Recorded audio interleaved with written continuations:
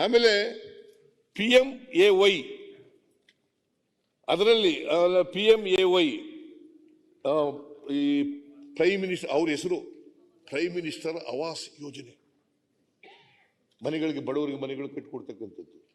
ಈ ಆವಾಸ್ ಯೋಜನೆಯಲ್ಲಿ ನಾವು 5 ರಿಂದ 6 ಲಕ್ಷ ರೂಪಾಯಿ ಕೊಡ್ತೀವಿ. ಅವ್ರು ಕೊಡೋದು ಎಷ್ಟು ಗೊತ್ತಾ? 1.5 ಲಕ್ಷ ರೂಪಾಯಿ. ಕೇಂದ್ರ ಸರ್ಕಾರ ಹೆಸರು ಮಾತ್ರ ಪ್ರಧಾನಮಂತ್ರಿ ಆವಾಸ್ ಯೋಜನೆ. ಆಮೇಲೆ 1,138,000 GST ತಗ್ಗಿ.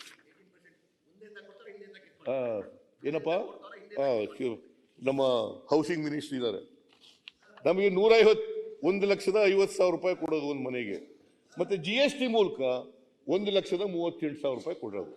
ಎಷ್ಟು ಕೊಟ್ಟರು? ಆಮೇಲೆ ಬರೀ 12,000 ಒಂದು ಮನೆಗೆ 12,000. ಹೆಸರು ಮಾತ್ರ ಪ್ರೈಮ್ ಮಿನಿಸ್ಟರ್. ಕೂತ್ಕೊಳ್ಳಯ್ಯ, ನೀನು ಕೊಳಗೇರಿ ಅಧ್ಯಕ್ಷ ಅಂತ ಗೊತ್ತು, ಕೂತ್ಕೊ ಸ್ವಲ್ಪ.